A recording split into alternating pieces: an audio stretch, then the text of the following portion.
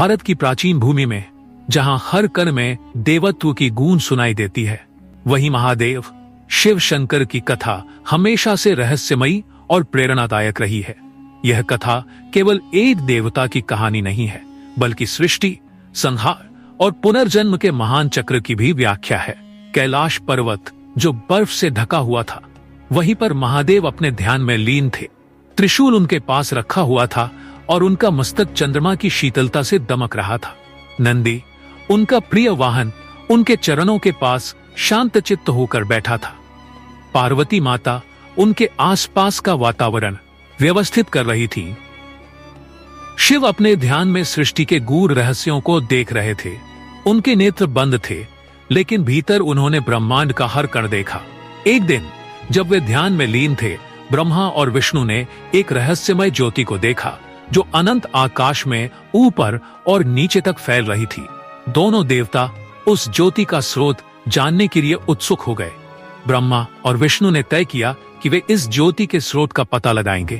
ब्रह्मा ने हंस का रूप लिया और ऊपर की ओर उड़ान भरी, जबकि विष्णु ने वराह का रूप लेकर नीचे की ओर यात्रा के बाद भी वे उस ज्योति का प्रारंभ या अंत नहीं खोज सके। थके हुए वे दोनों लौट आए। तभी उस ज्योति से शिव प्रकट हुए।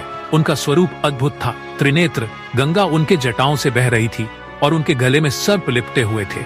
उन्होंने कहा, यह ज्योति अनादि और अनंत है, जैसे ब्रह्मांड का सत्य मैं ही वह ज्योति हूं। इस घटना ने ब्रह्मा और विष्णु को महादेव की अनंतता का बोध कराया, लेकिन यह तो उनकी लीला का एक अंश मात्र था। एक बार एक दानव भस्मासुर शिवजी की तपस्या में लीन हुआ। उसकी तपस्या इतनी कठोर थी कि महादेव को प्रकट होना पड़ा। शिव ने उससे कहा, वर मांगो। भस्मासुर ने वर मांगा, जो भी मेरे हाथ से छुए वह भस्म हो जाए। शिव ने उसे यह वरदान दे दिया, लेकिन भस्मासुर ने अभिमानवश उसी वरदान को शिव पर आजमाने की कोशिश की। महादेव अपनी लीला के कारण वहां से भाग गए। तब विष्णु ने मोहिनी का रूप लिया और भस्मासुर को नृत्य में उलझा दिया। नृत्य करते करते उसने अपने ही सिर पर हाथ रख दिया और भस्म हो गया। इस प्रकार महादेव ने फिर एक बार अपने भक्तों की रक्षा की। एक बार ब्रह्मा ने शिव की शक्ति को चुनौती दी। ब्रह्मा ने 5 मुखों से कहा कि वे ही सृष्टि के निर्माता और पालक हैं। इस पर शिव ने अपने क्रोध से काल भैरव को उत्पन्न किया। काल भैरव ने ब्रह्मा के 5 में से एक मुख को काट दिया और तभी ब्रह्मा को शिव की शक्ति का एहसास हुआ।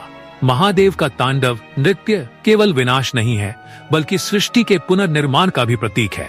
जब शिव अपनी तीसरी आंख खोलते हैं तो वह ब्रह्मांड को भस्म कर देते हैं, लेकिन उसी राख से एक नई सृष्टि का जन्म होता है। महादेव की कथा हमें यह सिखाती है कि सृष्टि और विनाश एक ही प्रक्रिया के 2 पहलू हैं। वे योग और त्याग के प्रतीक हैं और उनका जीवन हमें सिखाता है कि सादगी और तपस्या से जीवन में संतुलन प्राप्त किया जा सकता है। महादेव केवल एक देवता नहीं, बल्कि अनंत रहस्यों और ज्ञान का स्रोत है। उनकी कथा कालातीत है, जो हर युग में हमें मार्गदर्शन देती है। ऐसे ही कथा देखने के लिए हमारे चैनल को सब्सक्राइब कीजिए, लाइक शेयर कीजिए और कमेंट में हर हर महादेव अवश्य लिखें।